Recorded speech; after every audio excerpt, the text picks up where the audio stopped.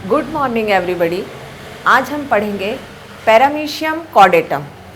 Paramecium कॉर्डेटम first year के first paper में है। तो इसे देखिए, पैरामीशियम कॉर्डेटम, इसका वर्गीकरण। इसे पढ़ने से पहले हम पढ़ेंगे इसका वर्गीकरण, क्योंकि पैरामीशियम कॉर्डेटम आपके कोर्स में एक टाइप स्टडी है। टाइप स्टडी का अर्थ होता है कि जो प्रारूप या जो टाइप आपको दिया गया है, हमें उसका विस्तृत अध्ययन करना है। तो सर्वप्रथम हम इसमें यहाँ पे देखेंगे इसका वर्गीकरण। वर्गीकरण में जैसा आपको पता है, ये फाइलम प्रोटोजोआ का मेंबर है।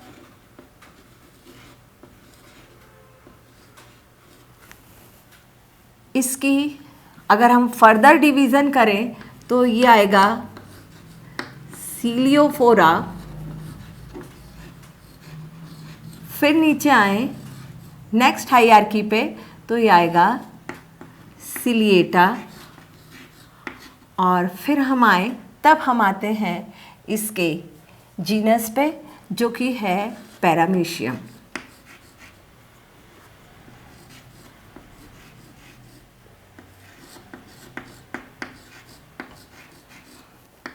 पैरामीशियम, चूंकि ये जीनस है इसलिए अंडरलाइन किया है।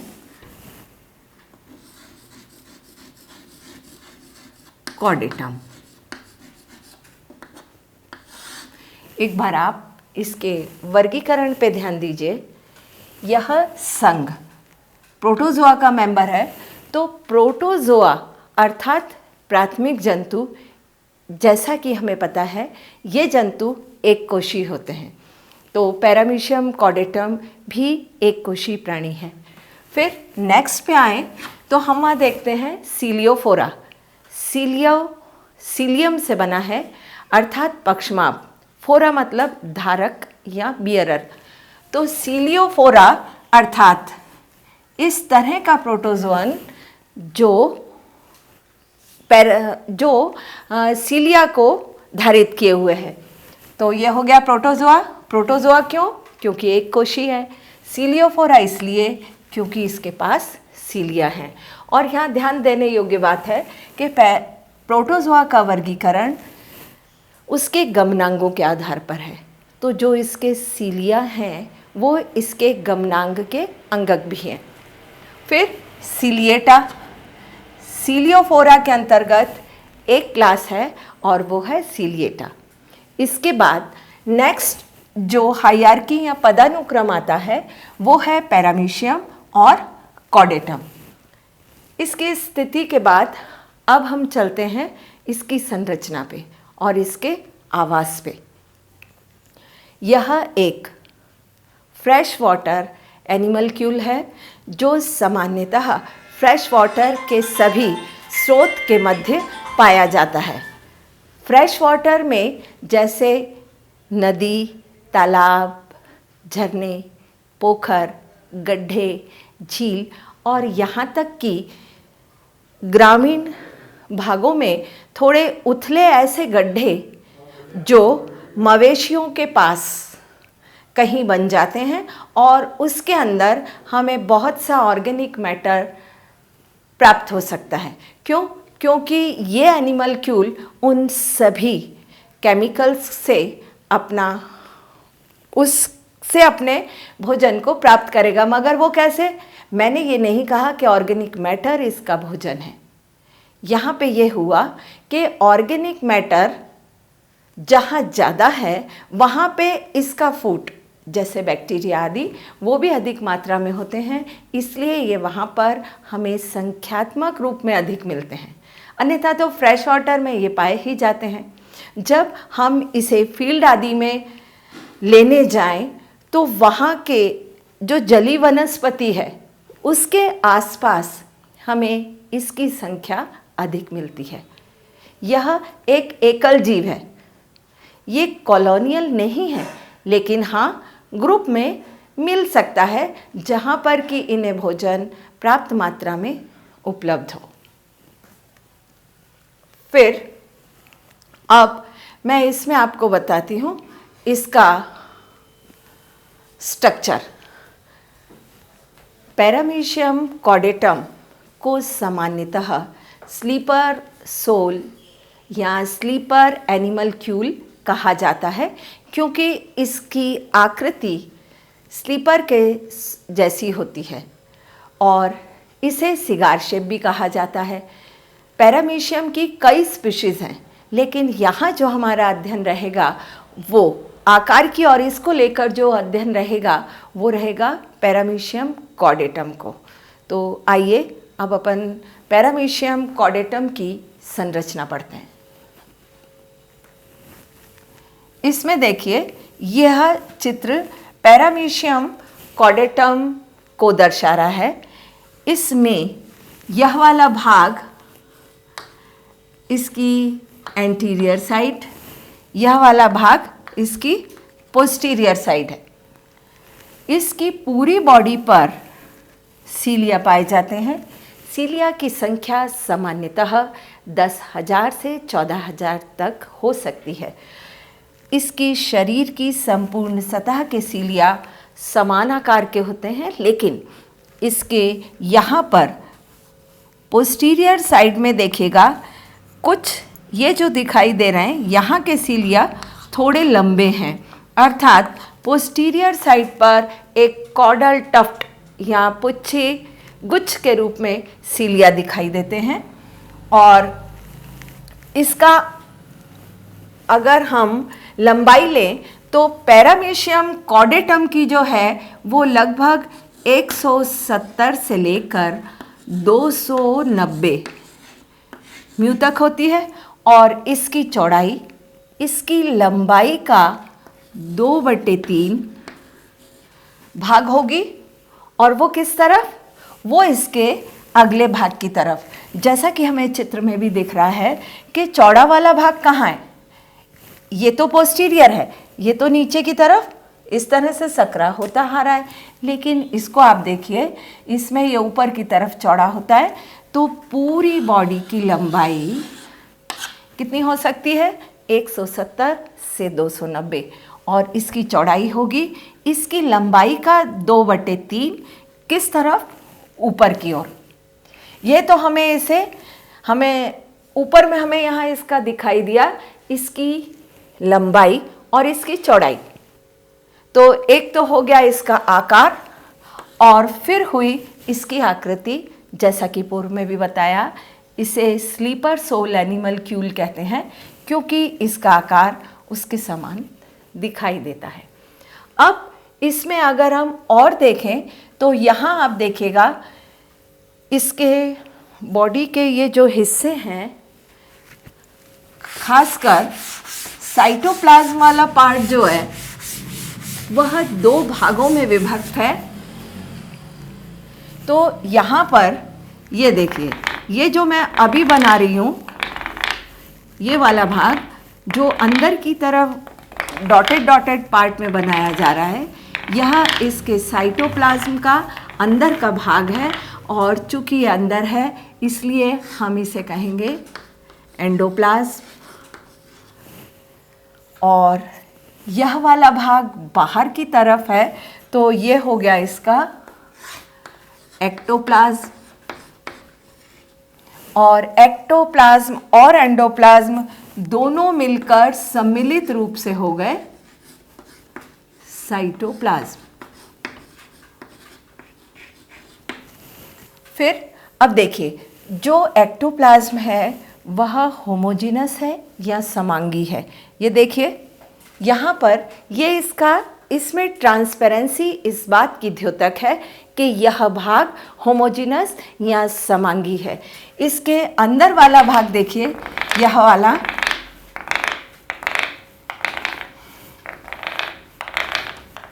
ये जिसको अभी मैंने डॉटिंग से और ज़्यादा डांस किया, यह इसका एंडोप्लाज्म है। उसके अतिरिक्त यहाँ पर ये अगर हम एक ही सीलिया का नामांकन करें तो हम करेंगे सीलियम, है ना, अन्यथा पूरी बॉडी पर सीलिया है। अब यहाँ सीलिया देखिए, ये सीलिया बड़े हैं, पुच्छी भाग में हैं, इसलिए हम इसे कहेंगे कॉडल टफ्ट। टफ्ट मतलब गुच्छा। अब यह जो एक्टोप्लाज्म वाला भाग है, इसमें कुछ संरचनाएं यहाँ पर बनाई हैं, ये पूरी बॉडी में होती हैं। मीन्स यही नहीं ये यहाँ रहेगी, ये यहाँ भी बनेगी, यहाँ भी होगी। इस तरह से संपूर्ण जो एक्टोप्लाज्म का भाग है उसमें यह संरचनाएं पाई जाती हैं और इन्हें कहते हैं ट्राइकोसिस्ट। इन्हें कहते हैं ट्राइकोसिस्ट। ट्राइकोसिस्ट इस जंतु की एक रक्षात्मक संरचना है, इसके बारे में अभी हम आगे पढ़ेंगे। और अंदर की तरफ देखें तो हमें यहाँ पर एक ग्रूव नुमा भाग दिखाई दे रहा है। देखिए इस लाइन के इस ओर यह वाला भाग, इसे कहते हैं वेंट्रल ग्रूव। वेंट्रल साइड पर होती है और एक खांच है। यह खांच एनिमल को अपने पोषण कार्य में बहुत सहयोग देती है। इसके नीचे की तरफ देखिएगा, इसमें ये यहाँ पर इसका मुख्य उपकरण या बकल एपरेटस पाया जाता है।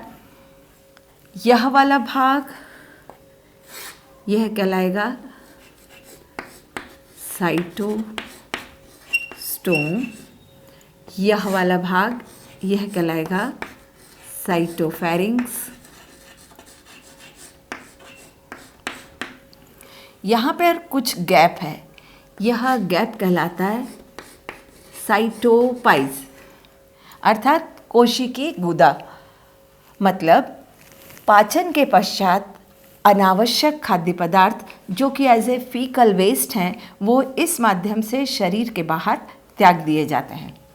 फिर अब इसमें यहाँ पर ये कुछ इस तरह से गोलाकार संरचनाएं हैं, जैसे ये इन सभी के अंदर इस जंतु के खाद्य पदार्थ होते हैं, इसलिए इसे हम कहते हैं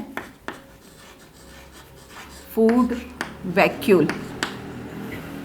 यहाँ पर अब यह भाग देखिए, ये बीच में जिसे मैं अभी और ज़्यादा क्लियर कर रही हूँ, यह है इसका केंद्रक। पैरामीशियम में दो केंद्रक होते हैं, एक बड़ा होता है, एक छोटा होता है। जो बड़ा है उसको कहेंगे मैक्रोन्यूक्लियस, और यह जो छोटे वाला है इसको कहेंगे माइक्रोन्यूक्लियस।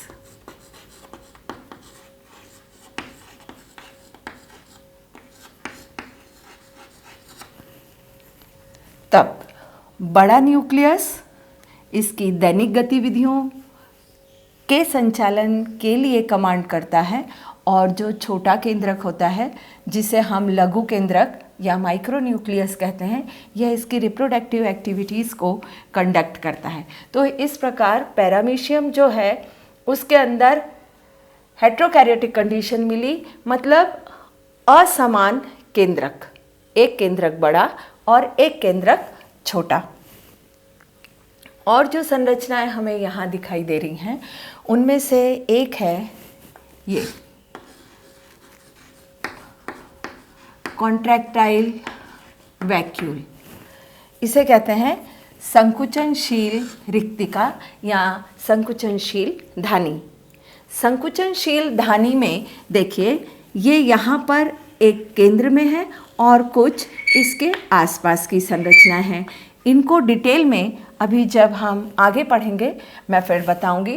तो कॉन्ट्रैक्टाइल वैक्यूल्स इस एनिमल में दो होती हैं, एक एंटीरियर साइड पर और एक पोस्टीरियर साइड पर।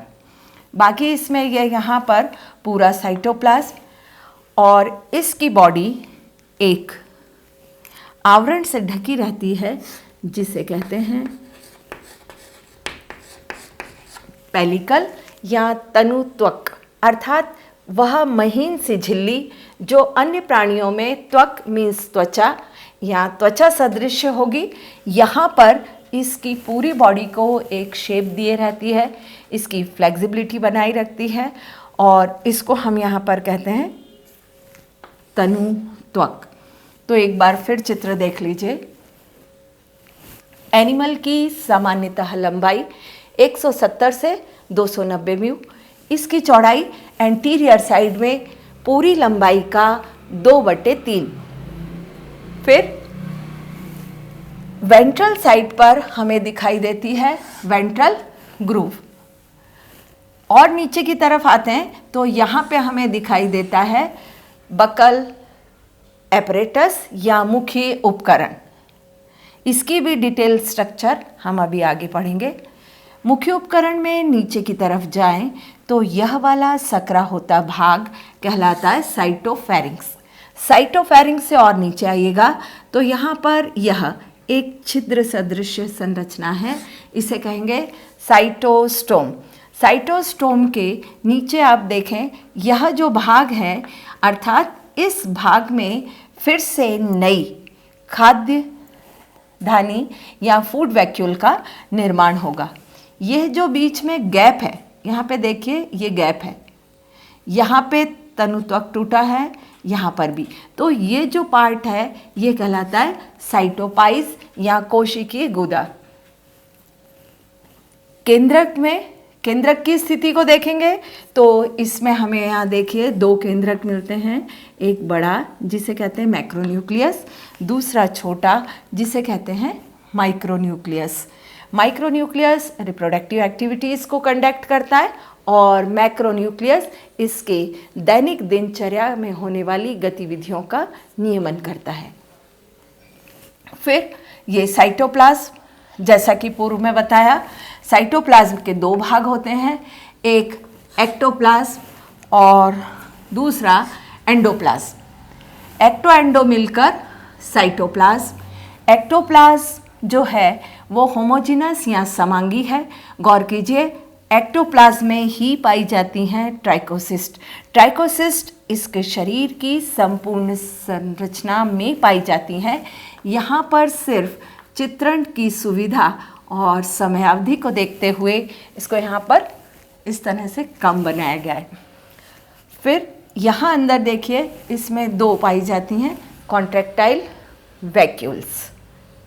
तो यह है इसकी संरचना आकार की। इस प्रकार यह पूरी हुई इसकी संरचना अर्थात आकार की और आवास। अब इसका अगला अपन पढ़ेंगे इसके नेक्स्ट पार्ट में। Thank you.